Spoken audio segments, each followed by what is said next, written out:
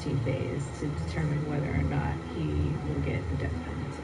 That'll be the time when we actually get them both together in the room and they'll be sentenced together.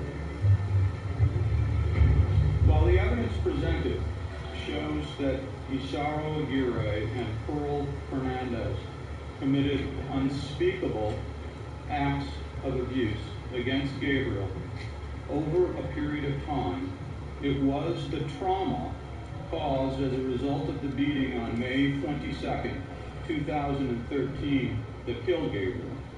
Isaro confessed to Detective Uribe. Pearl informed Isaro that Gabriel had asked her to leave him. Angry over the fact that Gabriel would interfere with his relationship with Pearl, Isaro confronted Gabriel, who denied saying it. When Gabriel twice called Pearl a liar in Isaro's presence, Isaro exploded into a rage of anger and, together with Pearl, struck Gabriel with his hands and fists to the head and body. Isaro described his level of anger at 20 on a scale of 1 to 10. He told Detectives Uribe and Long he became so out of control with anger and rage that he saw red. He was hyperventilating and he almost passed out. He stated in his confession that he was completely out of control and he just couldn't stop himself from hitting Gabriel. But note that he also told the detective that acting out of control was no excuse for what he did. No one is asking you not to hold Isaro accountable and responsible for his actions. What we're asking that you do is come back with a verdict that serves the ends of justice, a finding that Isaro is guilty of murder in the second degree.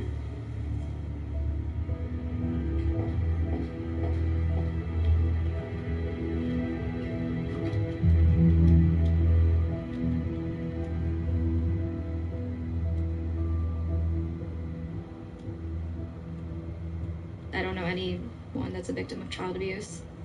Honestly, I've lived a pretty sheltered life, and I've really never been exposed to something like this before. I've really never given this topic very much thought until now. We've only been on one other trial, and that was a civil trial. Otherwise, this is the first trial I've ever been on. But what a trial to get. This case was something that hit home because I'm a father of 3, and I could never imagine putting my kids through what Gabriel was put through. I just told myself I'm going to go in with an open mind. I'm going to forget about what I heard and just hear what evidence is going to be presented and just go by that. That's the beauty of the system. It's a jury of your peers. And while I might not have, on the face of it, anything in common with Gabriel, we are just basically regular citizens. We have equal weight in the eyes of the law. But there is a sense of responsibility and gravity that the law is being put in your hands. Someone is putting someone else's life in my hands. And that's a huge weight to carry.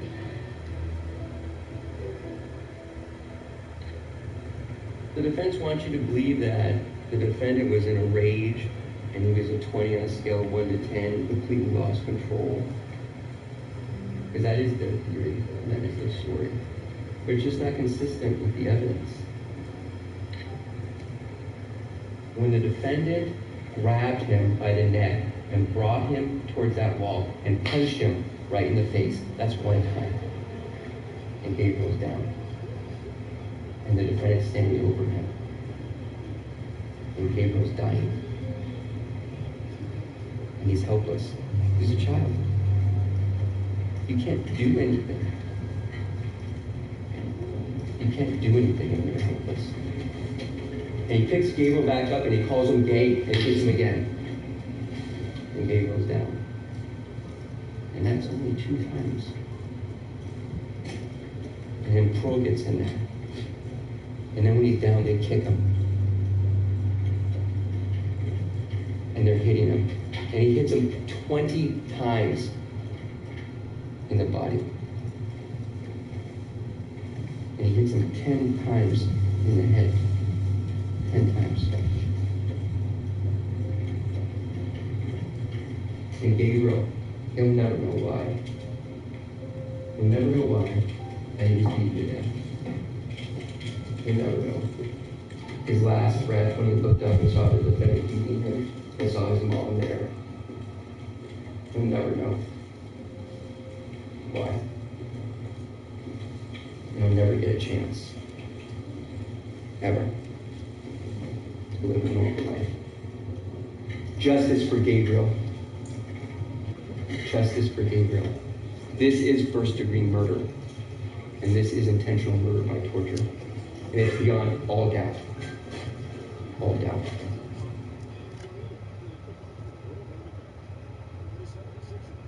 She said that in that recording we just heard. And this also makes you realize this is why Pearl and Isaro wanted to remove him from the school he was enrolled in. Everybody was talking back and forth about different things, about the doctors, the nurses, the teacher.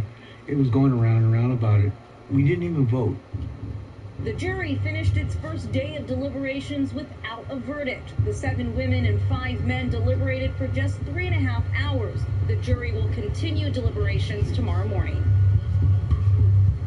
Next day, it was pretty much down to business. We had to decide if he was guilty of first-degree murder or second-degree murder, and if the special circumstance of torture was true or not.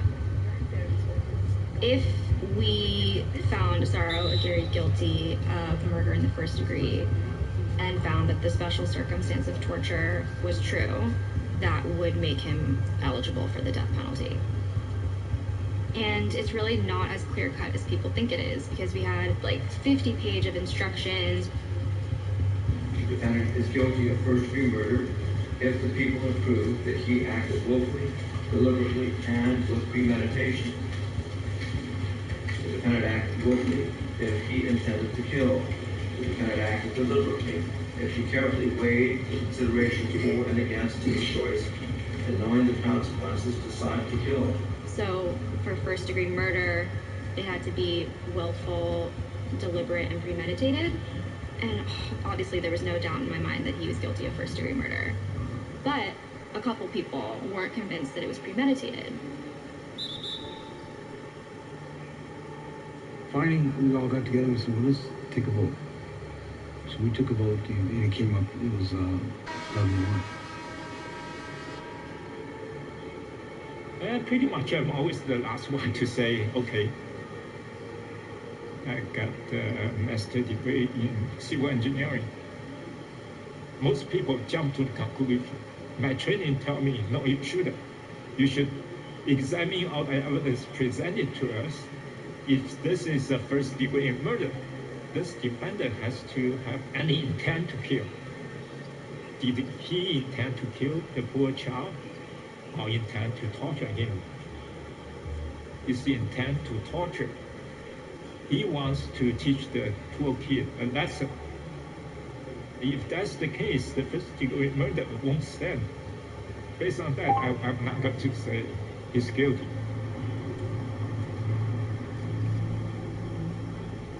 You don't starve someone. You don't beat someone.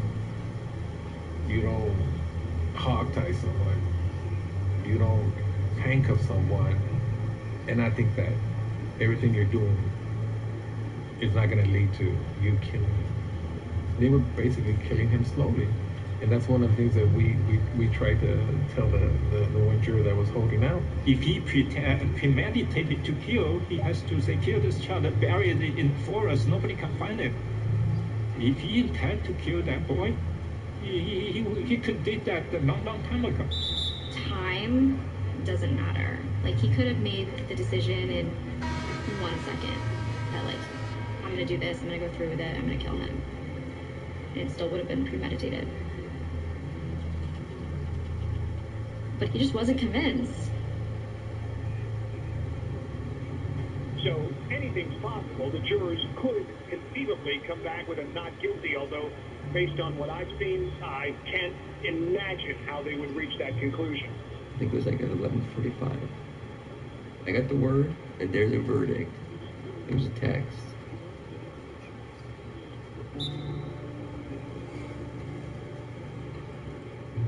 It's very nerve-wracking waiting for a verdict to come back. You know, you go back in your mind and you think about, was there something else I could have done? Was there something I could have presented to the jury that would guarantee me a certain outcome?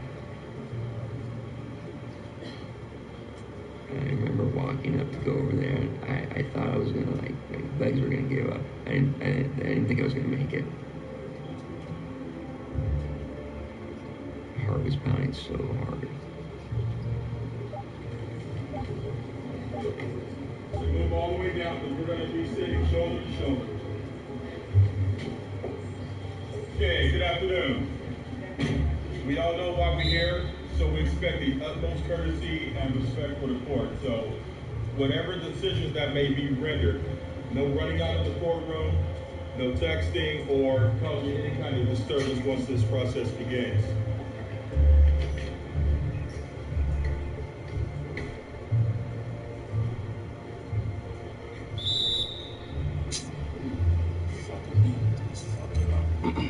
All right, we are on the record in the matter of People versus Osorio Aguirre. All counsel present, the defendant as well. I understand the jury has reached a verdict. We're going to invite the jury to join us at this time, if you would, Mr. Clerk.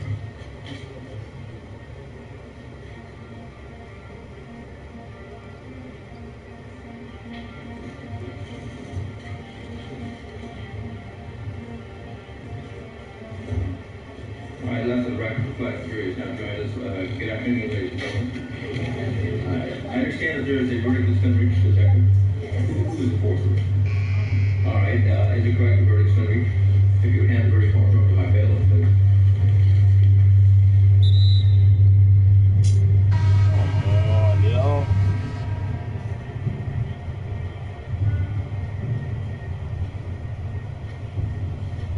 All right, Mr. Clerk, if you will read the verdict on to the record, please.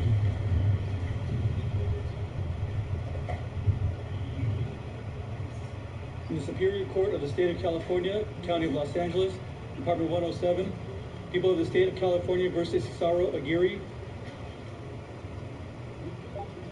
We, the jury, in the above entitled action finding defendant Osorio Aguirre guilty of the crime of murder in the first degree, we further find the allegation that said murder was committed intentionally and involved the infliction of torture within the meaning of Penal Code Section 190.2, subsection A, 18, to be true. Dated November 15, 2017, juror number 5, foreperson. Ladies and gentlemen of the jury, is this your verdict? So say you one, so say you all. Yes. Thank you. When we finally delivered a guilty verdict, I think there was relief. Someone's finally gonna pay for this. Someone's actually standing up for Gabriel. A verdict like that, to me, is just, you know, this glaring statement by the community to that person. You can't hide from us anymore. You're guilty.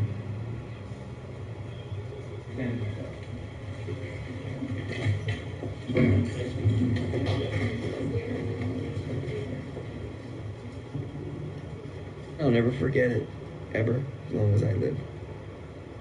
Never forget that feeling, never forget that verdict.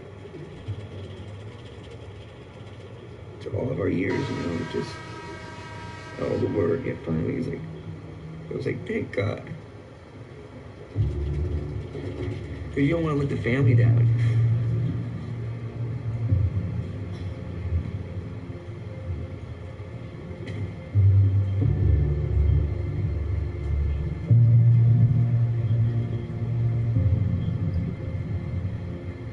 I was so happy for Arnold. He was so upset at what happened to Gabriel. Felt so guilty. Also just didn't believe in the system. Not only because of what happened to Gabriel, but because of things that happened to him. And you know, a lot of people have been in custody. The system really hasn't been kind to them. What happens next? They take a break, same jury, 7 women, 5 men. They now begin what is called the penalty phase. It begins on November 27th. What's determined in that is the defendant, Aguirre, will it be life or death? The jury must decide on that. The penalty phase seemed a lot more tense and took a lot longer than the guilty verdict. We've already said, okay, he's done it. Now we're going to determine whether or not he's deserving of the death penalty.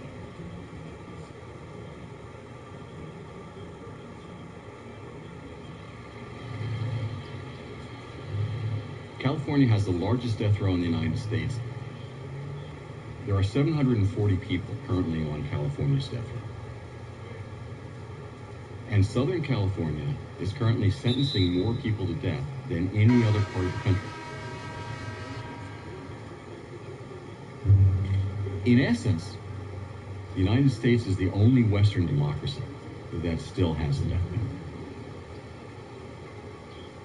It continues to pose a significant moral dilemma for this country. We are, in many respects, of two minds, because this is the country of great opportunity, of respect for humanity, and at the same time, it's a country that's been highly punitive. The better angels of our nature want to get rid of the death penalty. They have not prevailed. We are a country of mercy, and we are a country of vengeance, and we live with both at the same time. California has this system where it can't just be a murder, it has to be a murder with special circumstances. Gruesome cases are really hard to decide. And you're going to have jurors who believe that this person should not be killed. Juries have a choice. They have a choice between life without possibility of parole and the death penalty. And when it gets down to a person who does not think the defendant should die, and jurors who think we have to kill this person in order to protect society, you have extraordinarily emotional debates. The instructions were different, the standards were different. Now it just came down to personal beliefs and personal preferences. The question seems to be posed automatically at this point, whether or not Isauro Aguirre is a monster. You hear that word a lot during the penalty phase. And then the sort of character witnesses that are brought forward come forward to talk about how, he's not a monster. This is where you get into a really interesting concept of justice, when people start talking about morality and good and evil. Our defense calls Susan Whitehorn. The defense brought up his work with the elderly and the disabled. May I proceed, Your Honor? Yes. Thank you. Good morning, Ms. Whitehorn. Good morning. Ms. Whitehorn, directing your attention to the man who's back on site here. Do you recognize him? I do. How do you recognize him? Isauro worked for me. Where did he work for you at? In Woodland Hills at Woodland Park Retirement Hotel.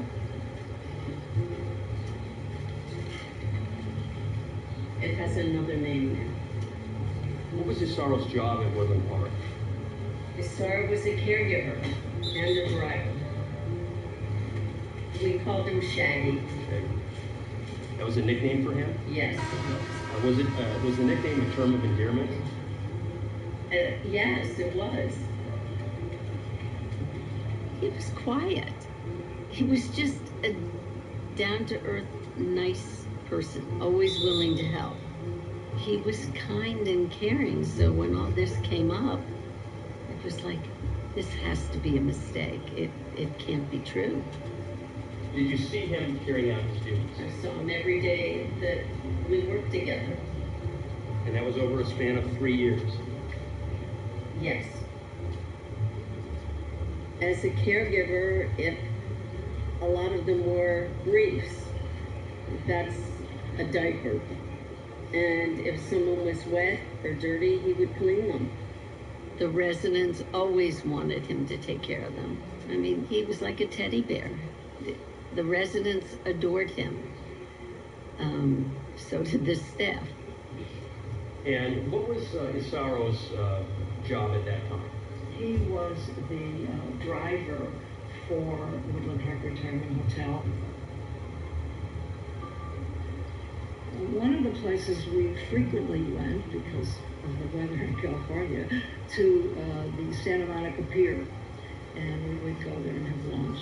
And on occasion, Isaro would suggest, could we take the scenic route back to the hotel where the residents lived, so that they could, you know, see different areas, not just see the freeway.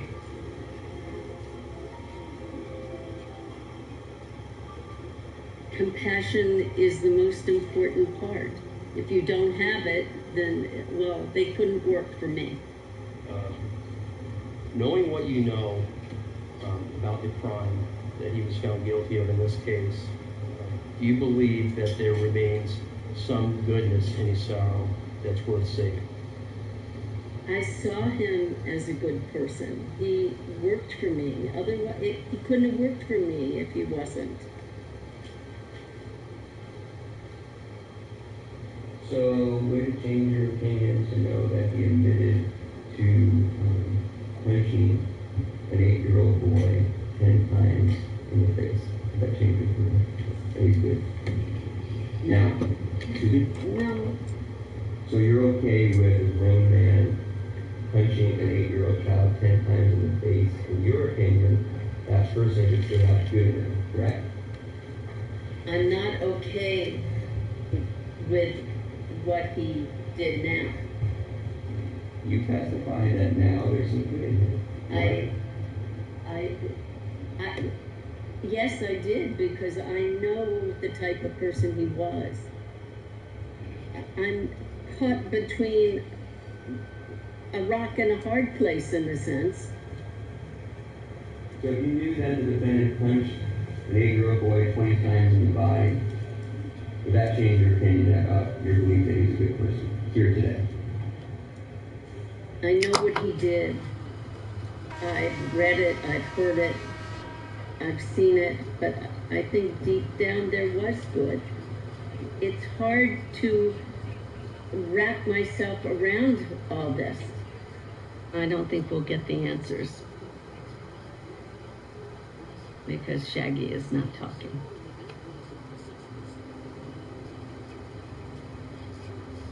What did Gabriel think during those last few seconds? Does anybody love me? Does my mom love me? Why is this man who calls himself my stepfather doing this to me? Is anybody there to protect me? Where are my grandparents? Where is my teacher? Isn't anybody there to love me and hold me? I'm sorry. I'll be a good boy. There is evil in this room right now. And it's right over there. It's right over there. You know what Gabriel went through. It is beyond all doubt cruel, inhumane, and evil conduct. No human with a heart and soul could do that to an innocent little boy, and no human with any goodness in them can do that to a helpless little child.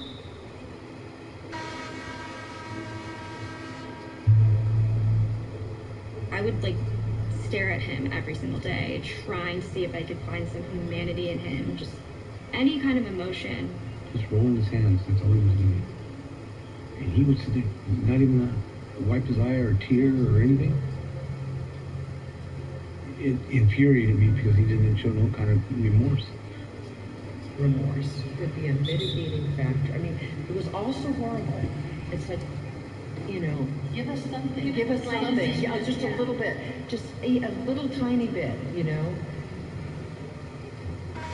We took another vote, and it was 11-1.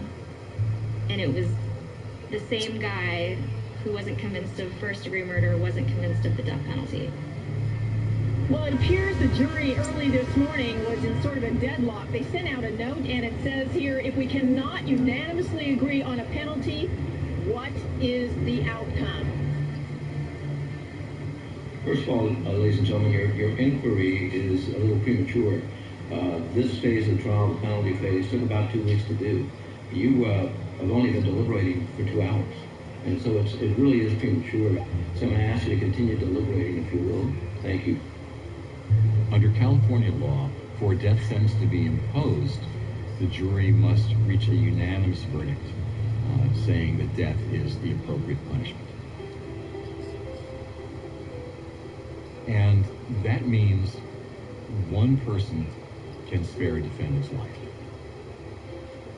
Emotion was running high in that jury room. If everybody got his way, we sentenced the defendant to death penalty in 2 hours, in my opinion, which I think is wrong. I think we should give the defendant a chance to defend himself, and we have to think from his point of view. It wasn't his kid. He wasn't married to Pearl. He could have just walked away and could have cleaned his hands of everything and would have been a free man today, but he never did. I would rather send the mother to the death penalty instead of him. I felt the mother should take care of the kids. No matter what happened, she's the mother. The defendant is just a boyfriend of the mother. We kept saying to him, she's not on trial. And we already established that there was a co-conspiracy theory. So it doesn't matter if you think she was the mastermind behind all this. One isn't more guilty than the other. They did this together. He thought deep down that Asaro was maybe a good guy. The act he did to Gabriel, there's no excuse for that. And it's evil. But is he really, really that evil? A person, how do you define an evil person? Is hard. There's no way this man can be spared his life because he didn't spare Gabriel's life. I never had any doubt in my mind that I wanted to sentence him to death. I was never going to sway. I was never going to change my opinion on that, no matter what. Doña, en estos 2 días el jurado ha deliberado por aproximadamente 6 horas sin llegar a un veredicto. Si el jurado llegara a declarar este juicio nulo, entonces la fiscalía tendrá la opción de presentar la evidencia a un nuevo jurado. Cabe mencionar que mañana a partir de las 10 aquí en la Corte de Los Ángeles el jurado comenzará a deliberar.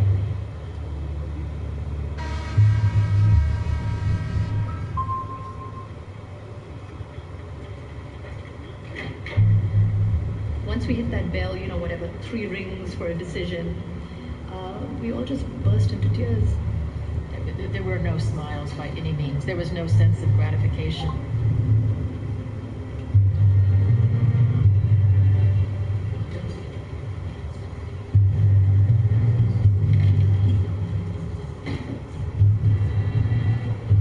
We are on the record in this matter, people versus Aguirre, all 12 jurors present, all counsel and defendant. Jury 5, who's back to read the use. Yes.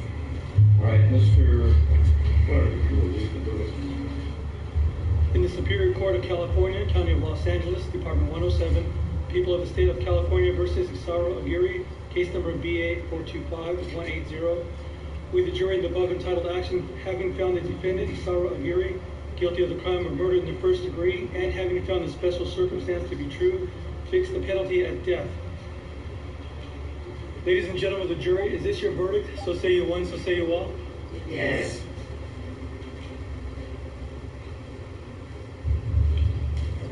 Before the judge dismissed the jury, this message to him from the foreperson: off camera. We were plucked out of our everyday lives and brought together to serve on this case, and we came together to bring justice for Gabriel. Justice for Gabriel. Now, typically, we would hear from the prosecutors, or perhaps the defense as well, but an unusual request by the judge. He asked the attorneys not to speak about this. They didn't want any public comments tainting any potential future jurors. Reporting live downtown, I'm Phil Schumann, Fox 11 News.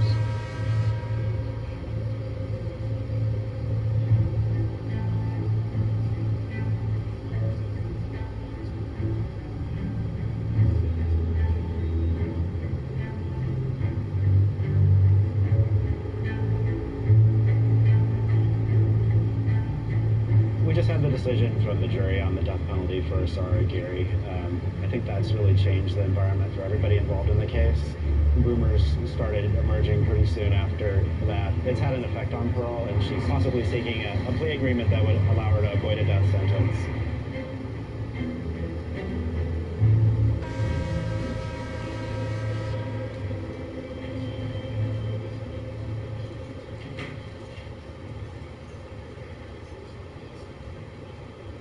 Right up to the last minute, no one knew what Pearl was going to say. We didn't know if she was going to come out there and she was going to want a trial, and are we going to sit here for another 6 months, or if she was going to turn around and take a plea deal.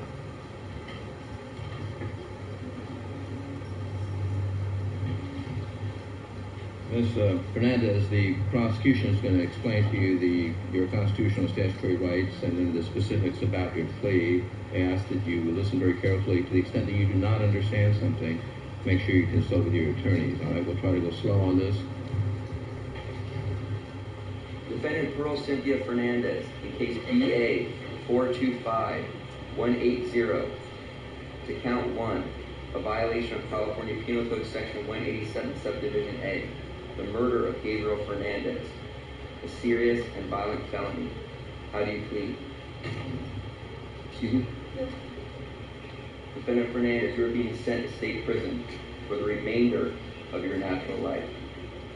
You will never be paroled. You will never be released from prison. Do you clearly understand and agree to this? Do you admit or deny that count 1, the murder of Gabriel Fernandez, was committed by you willfully, deliberately, and with premeditation in the first degree? Oh my God. Do you admit? You also admit or deny the special circumstance that the aforementioned murder of Gabriel Fernandez was intentional and involved the infliction of torture.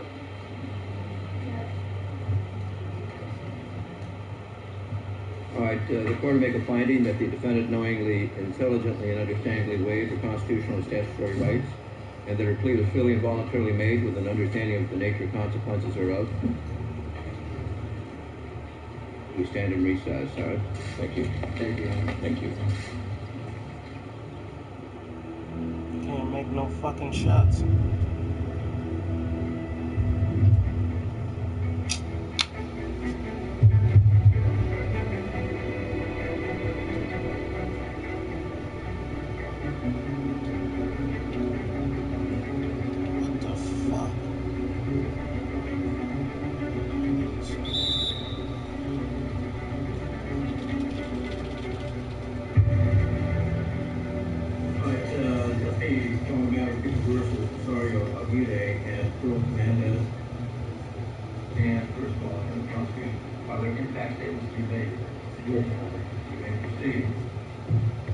I'm here to talk about how Gabriel's murder has affected my life. I feel strange even talking about me because I'm living and he is dead. Time has helped, but I can honestly say there isn't a day that goes by that I don't think about Gabriel. I carry around a lot of guilt. I think about him most when I am alone with my thoughts on my way to work or trying to fall asleep. I replay over and over again what happened and what I could have done differently, what I should have said, what I should have done. My own school district thinks since my testimony is over that this is over and done. But for me, it will never go away. This will always be a part of me and something I will think about until the day I die. For the last 5 years, Gabriel has been number 28 in my classroom. I don't assign number 28 to another student because I feel it is only his number now. And it's a way for me to honor him in my classroom. It almost makes it like he's still here. I find comfort in believing he is now at peace. He cannot be harmed anymore. And I know that unlike him, his abusers will never have peace. They will have a lifetime of suffering to endure. And I know I'm not alone in hoping that they experience the same abuse in their lifetime and worse. They are evil people for what they did, and despite how I feel, I know that if Gabriel had survived, he would have wanted his mom and Asaro to be punished for anything they did to him.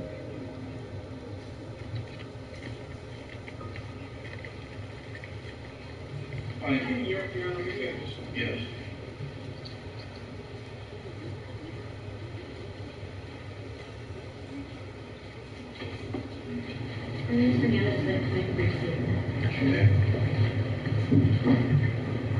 Just keep your voice up so everybody can hear you. All right.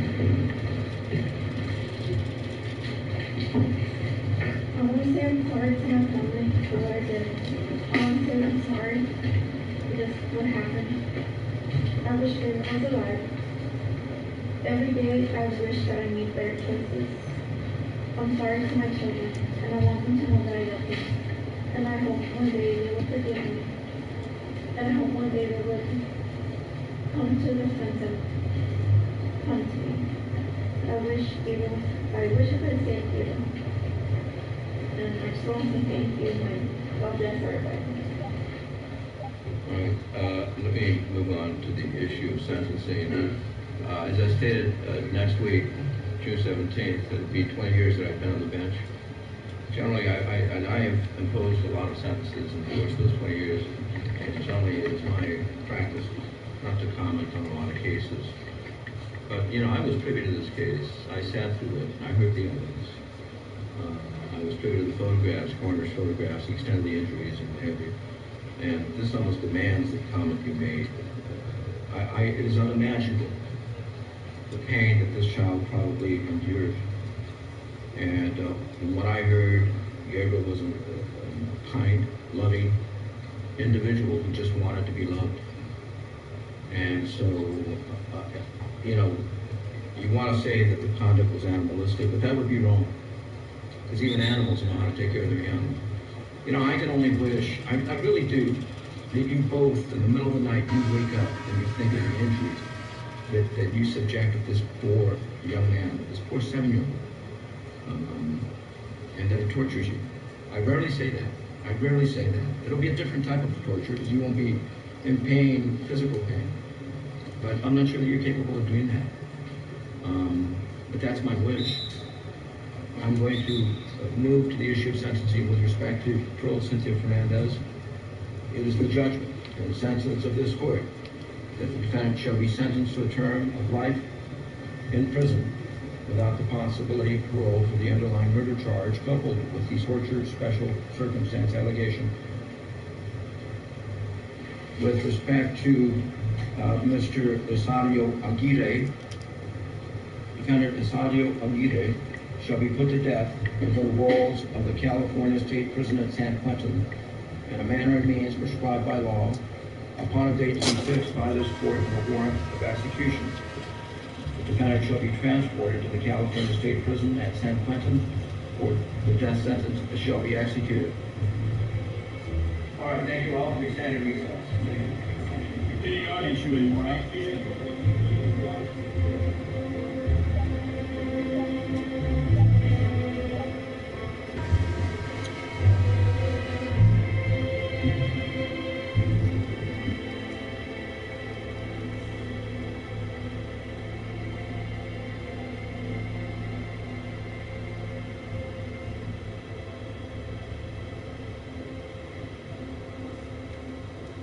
2 weeks after Asaro Aguirre and Pearl Fernandez was sentenced, I got a phone call from a deputy in Antelope Valley. And she said the same thing happened again. It was Wednesday at 12:15 in the afternoon when deputies responded to the Village Point apartment complex on Challenger Way in Lancaster for a call of a little boy not breathing. The child's mother reportedly telling deputies he had fallen. The little boy was rushed to the hospital in critical condition, and just 18 and a half hours later, 10-year-old Anthony was dead. I was shocked. Shocked. The child had severe head injuries and cigarette burns all over his body, and the newspaper says there had been a history of documented abuse. It didn't make sense to me in my head that there could be another little boy like Gabriel. And you're thinking about in your head, how could this be true? This can't be true. Earlier today in Palmdale, members of the community rallied outside the DCFS office demanding change. 5 years after Gabriel died, I was devastated to read about Anthony Avalos' death. Prosecutors say the couple withheld food from him, denied him access to the restroom, slammed him into furniture, and would encourage the other kids in the house to hurt him. His case is being compared to the abuse and death of Gabriel Fernandez, who was also from the Antelope Valley. How could it have happened again? In the same location, the same, boyfriend and mom dynamic, the same DCFS contact. We just happened to be in the Antelope Valley 2 days before Anthony was killed, and went in and found the clinic closed, and realized that even though we'd already had a death up there, that the resources were not there for the next kid that was killed. Despite all the publicity surrounding Gabriel's horrific murder, something prevented DCFS from saving a second little boy who was likely suffering just a few miles away. DCFS was very quick to say, this is not the same case or not a similar case, but you couldn't help but draw parallels between the two. Did homophobia lead to this little boy's death? Authorities say 10-year-old Anthony Avalos came out before he died last week under suspicious circumstances. It's the homophobia that you don't see, that doesn't play out on TV, that doesn't play out on the street, that is alive and well in your own home.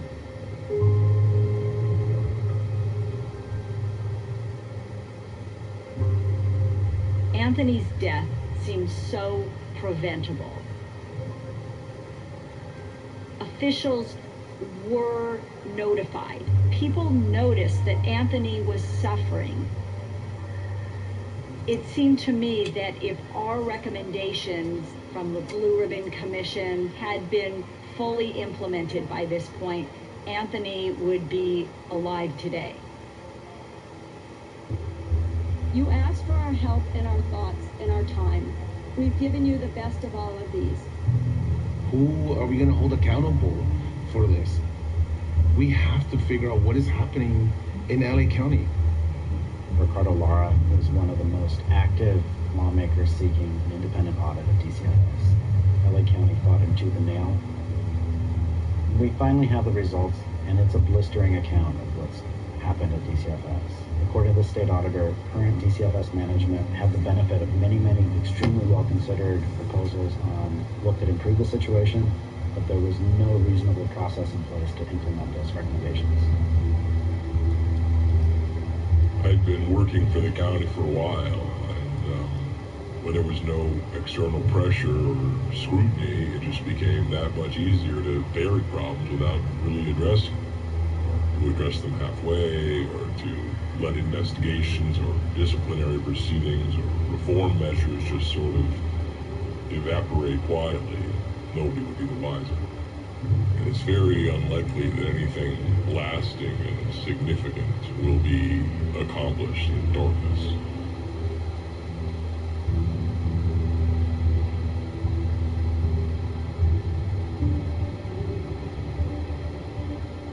DCFS has totally declined to talk to us about Gabriel in this case, or the Avalos case.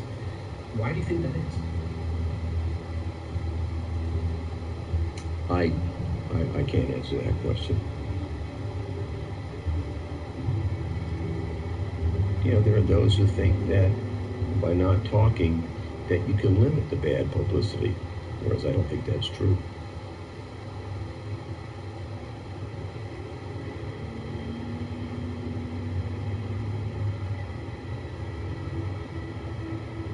I think we're at this sort of existential moment for journalism, particularly local journalism, because the cuts are getting really bad. As there's less watchdogs, it's easier for people to do things in secret, for government to do things that you don't know about. You know, we have only a few weeks left before the newspaper moves to El Segundo. So it's a totally different era, moving out of LA, moving into a kind of a new space and a new way of thinking. It's been really painful for some people, as they're just cuts and cuts and cuts at newspapers. No one is coming in to step in to fill that void of local reporting. And I think that's a crisis, and the crisis is going to get worse the coming years. The Gabriel case is a good example of just how you need local reporting. In the years since Gabriel died, we know by the county's own count that more than 150 children have died of abuse and neglect after receiving at least some DCFS involvement in their lives. The most recent child to come to our attention is a 4-year-old boy named Noah Quattro. A caseworker went to a judge saying that this child was an imminent risk. The judge agreed with her, issued a ruling the very next day saying that the boy should be removed. DCFS never carried that order out, and within weeks, he died under very suspicious circumstances. California Appeals Court has thrown out criminal charges against 4 social workers in the murder of an 8-year-old Palmdale boy. Today, the state appeals court ruled these social workers were not required to control the abusers or to care for Gabriel, and the charges should be dismissed. Those of us who were working the case seem to have done what we could have done. In my opinion, no crime was committed, and I did not commit a crime.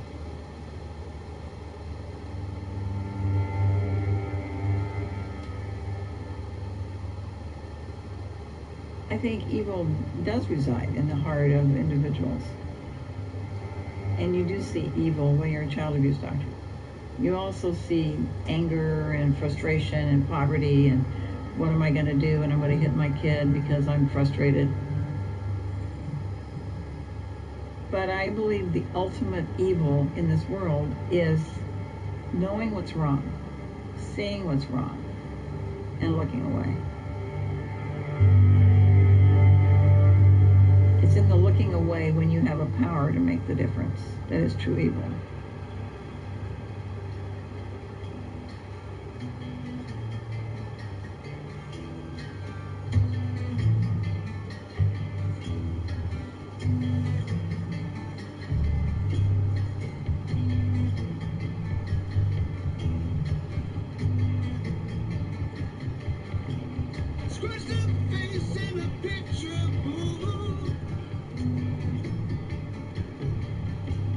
Feet don't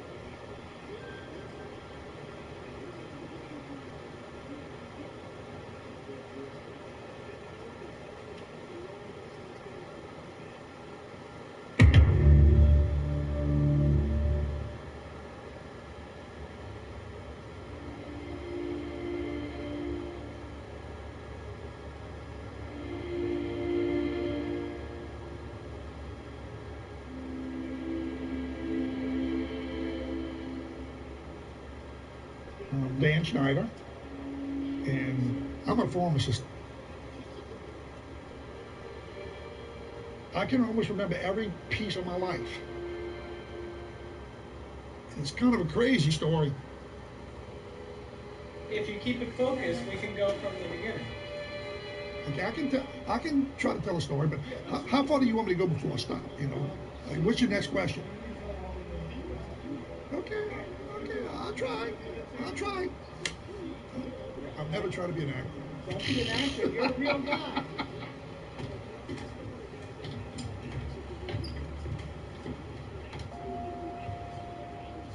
I guess some people would call me obsessive, if you want to call it that.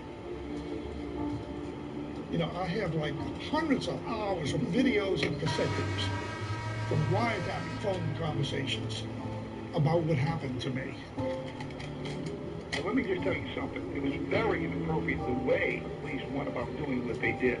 Once again, Mr. Snyder, I resent the implication. My son was murdered buying crack in Lower Ninth Ward. The police have the attitude that it's another drug deal going bad, and these kids maybe got what they deserved.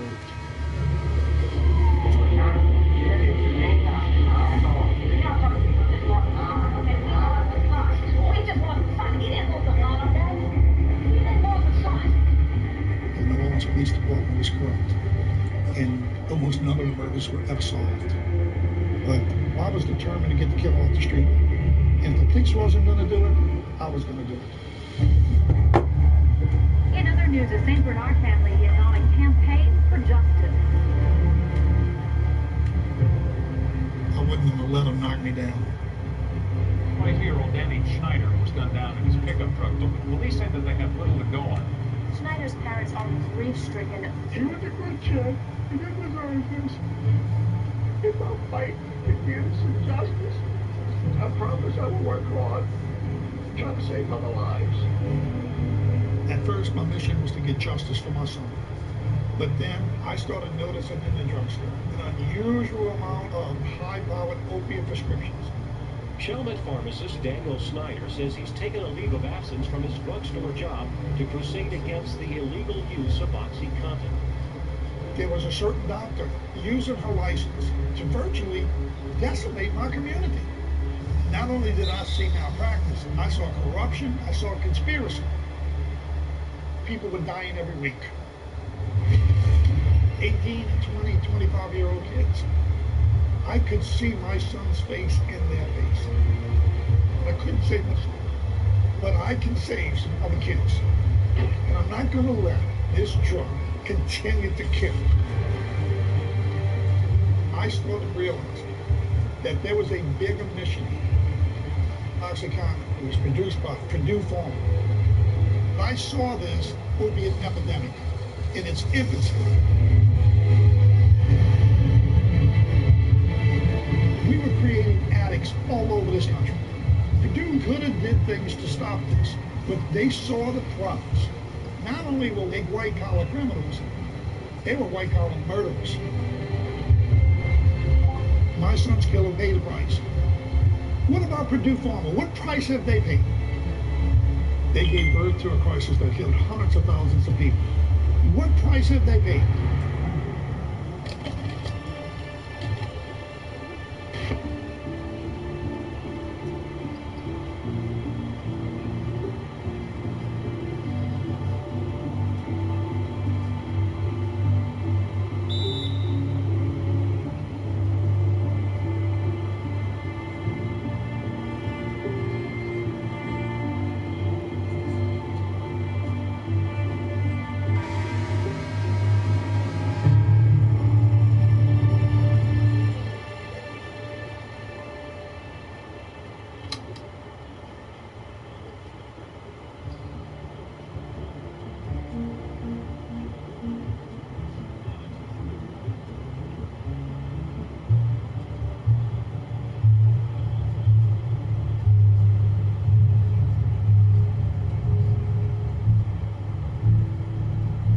Sabinor Parish.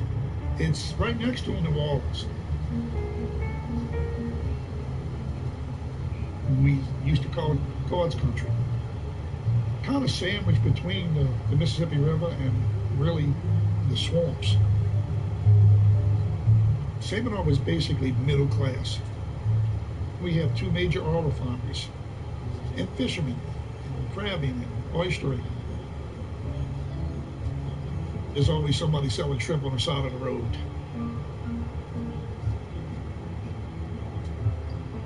My dad used to take us when we were little, me and my brother. He used to tell us on a Sunday, we're going to take a ride to the end of the world. He would drive us down, way down deep into the parish, past Chalmette, Miro, Porges, and Violet, way down to the end where Delacroix Island was. And it was the Gulf of Mexico. And he'd just say, here is the waters. Here's the Gulf. This is the end of the world to us. And we always thought that was the end of the world for everybody.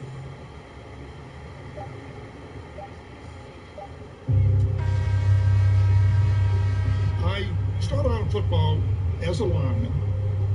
I actually had pretty good hands and I had great speed. But I was blind as a bat. We had a tremendous football season.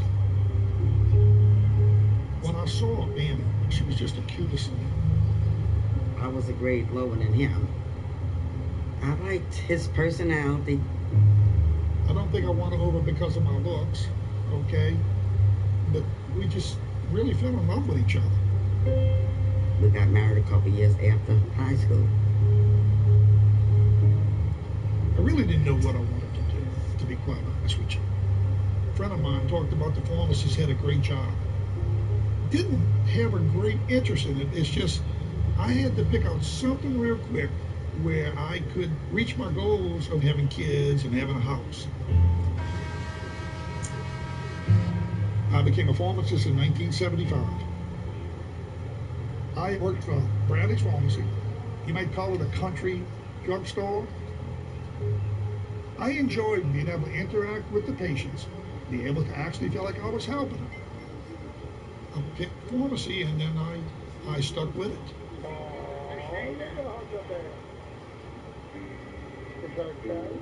We waited 5 years before we had our first child, Danny.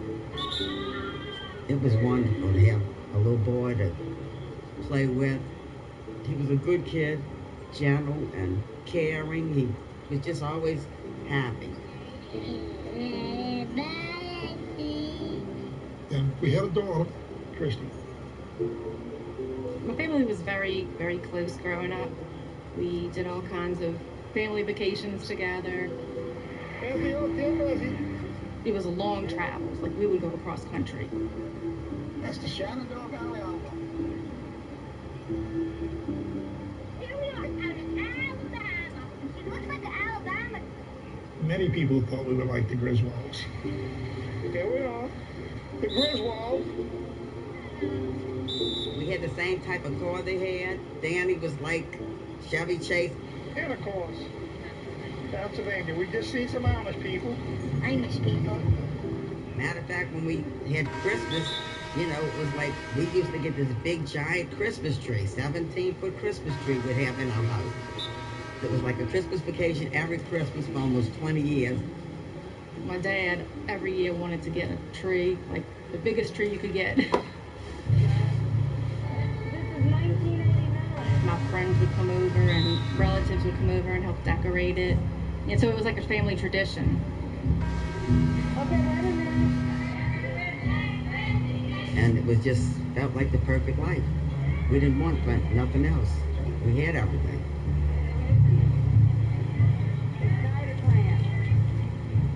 Where are you, son? Right here. Going on the plane up you. My son was a really good-natured, compassionate kid.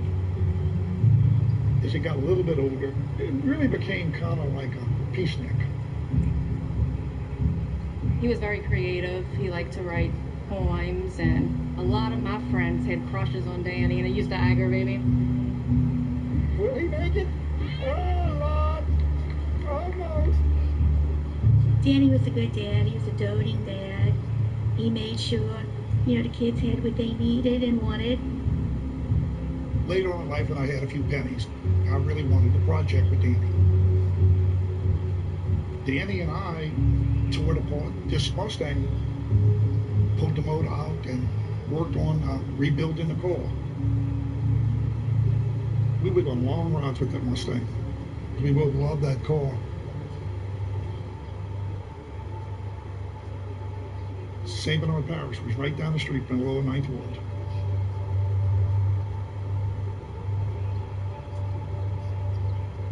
One day I took Danny to the lower 9th Ward, which was in the city, and we drove and saw the house that my family came from. My family moved out of the 9th Ward during the era which you might call a white flight. It was racial. As a child growing up in the city, a lot of African Americans started buying homes in the lower 9th Ward, and white Americans moved into St. Bernard, and it's like two different worlds. At that time, it was real in-your-face type of racism. Oh, all the time they'll call you a nigger, or they'll write it on the car, or they'll write it on something. That's what we grew up with, you know. It was basically called a city into a city. We used to play softball on the levee. We would have little penny parties, waistline parties, as they would say, a wing dangle, when everybody would get together and just basically have fun. But in the 80s, the neighborhood had totally changed. The housing projects and streets of New Orleans are filled with people who are hooked on crack cocaine. By that time, the crack epidemic was setting in. And it just got real bad. I grew up in the lower 9th Ward. It was a place what we consider as hell. You see white folks down here, you got the police, putting the police ghosts up. That neighborhood that I was in the 9th Ward, that's all came around. They was all from St. Bernard Parish. They were coming down to buy drugs. I'd been aware at the time that the number of kids from St. Bernard had gotten shot to death up in the 9th Ward buying drugs. And much as I hate to say it, I heard about it, I read it in the paper, and my attitude at that time, and I'm not proud of it, okay, was, you know, kids shouldn't have been up there. And now we're going into the Schneider house. Let's see what's going on in here on Christmas Day. What you got, Danny? Danny had some difficulty his senior year. He barely graduated. Some people could say these were warning signs, but at the time we really couldn't see it. He went to Nunez Community College, and even though he was 22 years of age, he was still living with us. He worked at Pizza Hut at night. He had purchased a brand new Ford Ranger pickup truck. And he was really excited about that. His girlfriend had a scholarship to University of Mississippi, so he would drive back and forth to Hattiesburg every weekend to see his girlfriend, which was a long way. And I think Danny was just struggling with what to do with himself. Wednesday, 2:49 a.m. Hey, baby. Just called to say I love you. I can't wait to talk to you tonight. I'll talk to you later. I hope you have a good day. I love you. Bye.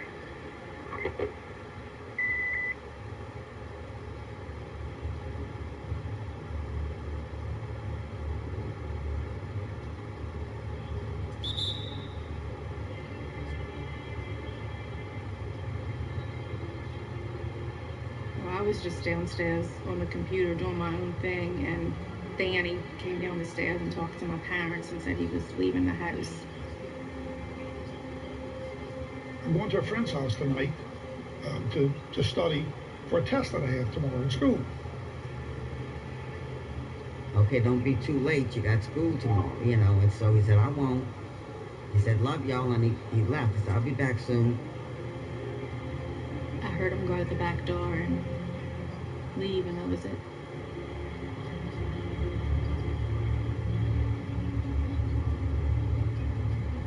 I'm not sure. I think it was around 12 o'clock that night.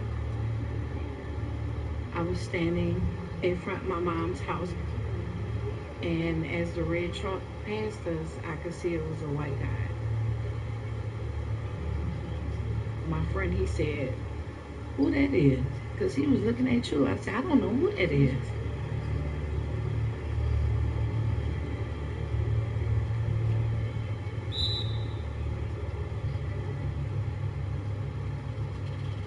At 2 o'clock in the morning, we got a loud knock on the door.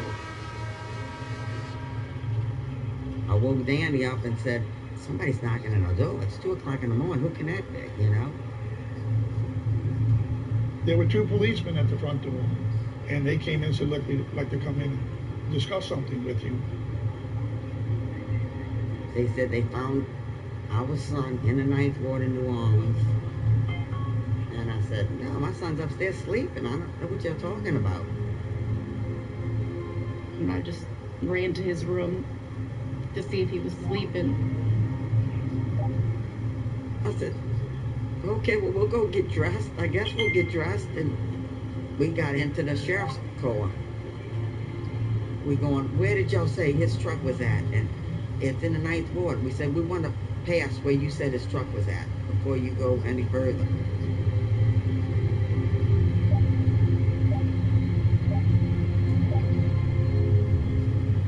Sitting there watching that scene of the cops around the red truck and me knowing what just took place, it was unbelievable to me. But it was believable because it's right in my face.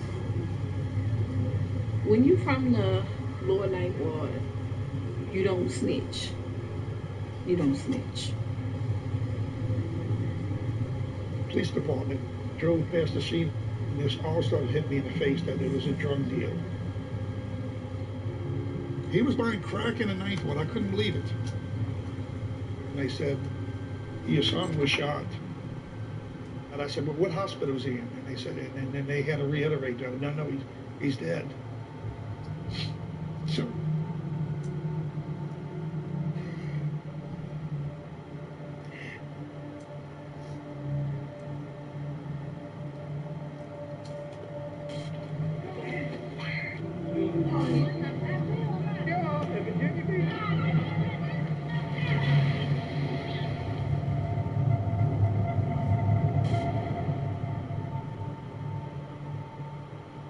I went over there and Annie opened the front door at the house and she fell on the floor.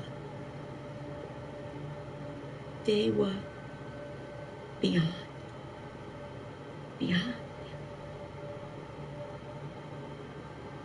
the day after, me and my wife stayed in bed all day.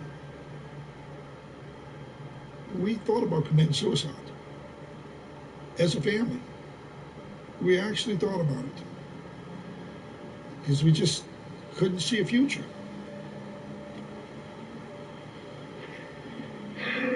Why is it taking you so soon? Why is it taking so soon? I've waited. I can't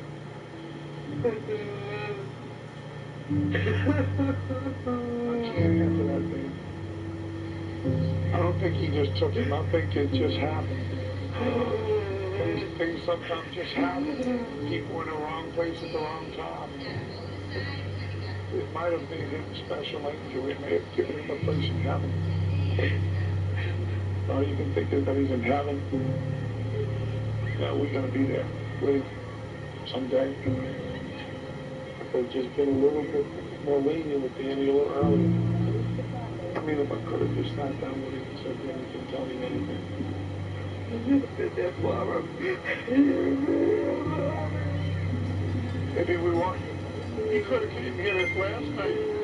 He could have came in this room there last night and said, Mom and Daddy, I'm in trouble. I feel like I gotta go up in my duty, okay? And I don't want to, Daddy. Help me, Daddy. He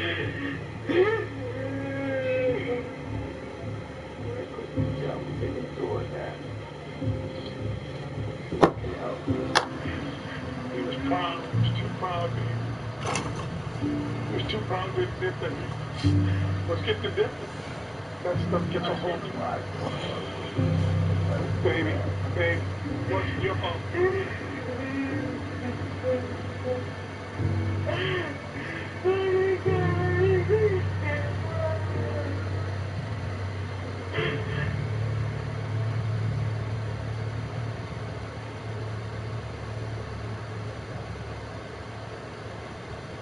Dad told me that he didn't even think that anybody killed him. That was the furthest thing. He knew Danny was shot, but he just couldn't even think that there was a crime. One day it hit me. My son had been murdered. Started moving into the investigation phase, you might say. You know, when there was a killer out there, and we wanted to find his killer.